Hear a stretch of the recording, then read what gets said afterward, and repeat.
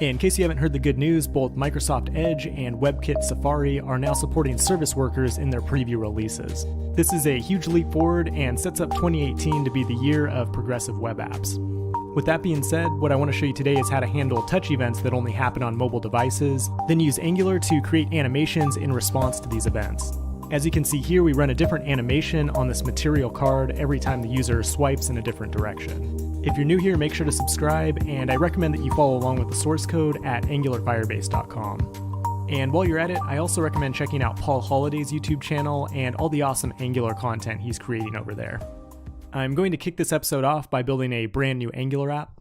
Then we have a couple of dependencies to add, the first one being HammerJS, which is used to add support for mobile touch events to your progressive web app, including rotate, pinch, press, pan, tap, and swipe.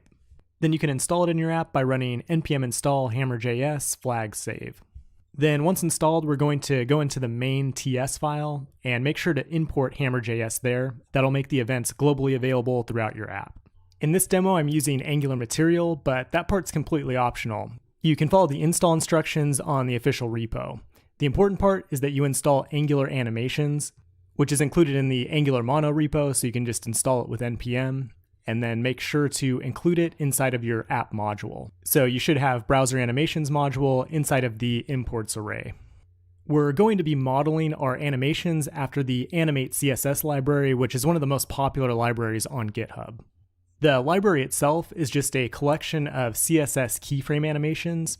So all we have to do is port those over to Angular so we can use it with Angular's browser animations module. We don't actually need to install this package in our Angular project. Instead, we're just going to copy and paste the CSS keyframes over to the Angular animations keyframes. The end result is that we'll be able to trigger animations natively in Angular. This will give us fine-grained control over the animation lifecycle, making it much easier to manage the animation state as our app grows more complex. This can be extremely valuable if you're building something like swipeable Tinder cards, or if you just want to optimize the animations for your mobile users. Now that we have all of our dependencies in place, let's go ahead and create a new component called HammerCard. The first thing we'll do is set up the component type script. So we're going to import the necessary tools from Angular animations. Then I'm going to import a keyframes file that has not yet been created, but we're going to do that in the next step. Then inside the component decorator, we'll go ahead and create an animations array. And this is where we define each of the animations as well as the animation trigger. So the trigger is called card animator, and every time that trigger changes, it will transition to a different state. So to define a transition, we use the wildcard, which means any state that transitions to wobble will animate in 1000 milliseconds. Then we'll tell it to animate with the wobble keyframes that we're going to define in that keyframes file. We're going to follow the same exact steps for each of our animations. I have 6 in total in this demo, so we can just add those line by line inside of this animation trigger. After that, we can go into the component and we'll define a variable to hold the animation state. To trigger an animation, all we have to do is define the animation state as a string that matches one of the animations that we defined above. To do that, I'll create a method called startAnimation that takes a state as an argument. Then I'm wrapping it in an if statement so we don't have 2 animations trying to run at the same time. And after each animation completes, we want to reset the animation state back to an empty string. So I'll go ahead and create another method to handle that. The next step is to define the keyframes that we referenced earlier.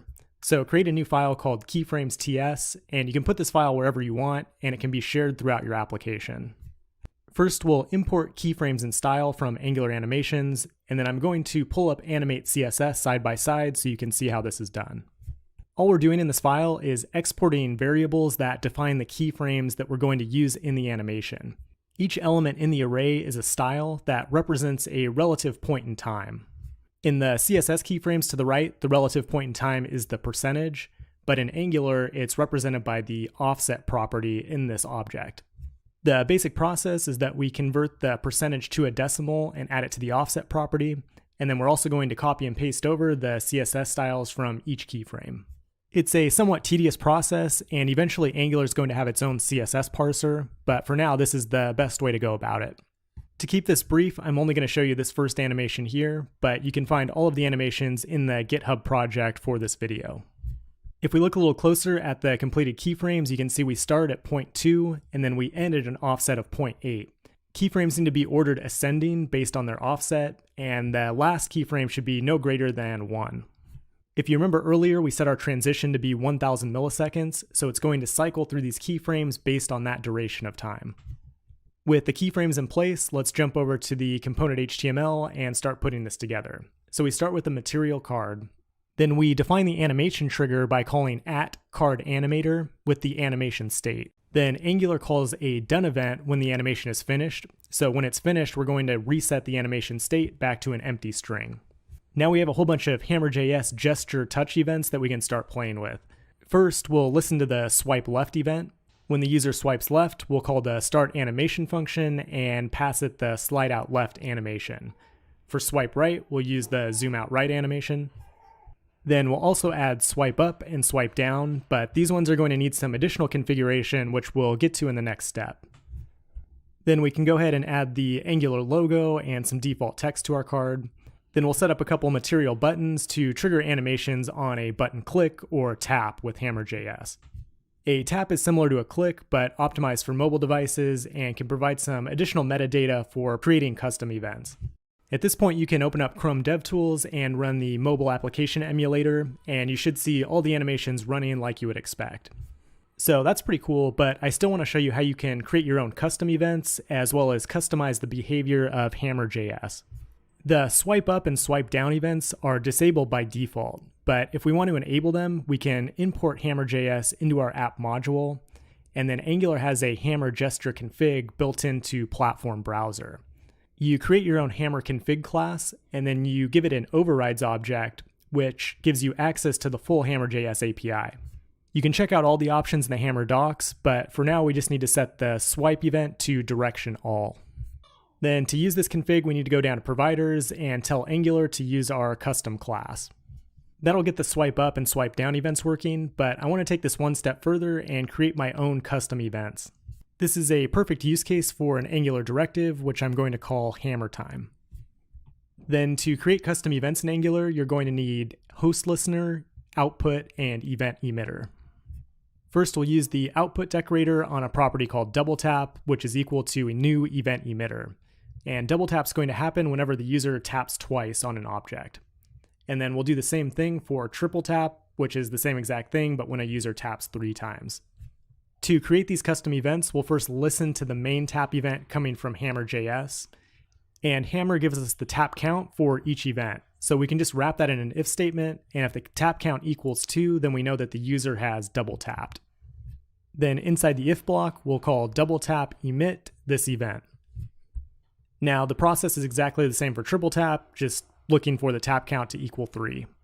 Now our directive is ready to put to use. So we'll go back to our component HTML and add the directive to whichever button we want to listen to these custom events. So you can see here we add another button with the Hammer Time directive, and then we can listen to the double tap event in parentheses.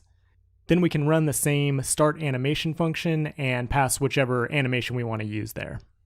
If we go back to our app and tap the button once, you can see nothing happens. But if we double tap, then it does the Jello animation.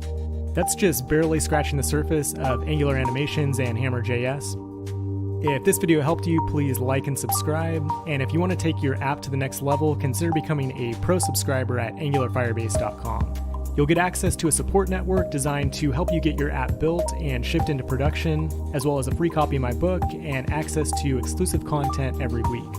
Thanks for watching, and I'll see you soon.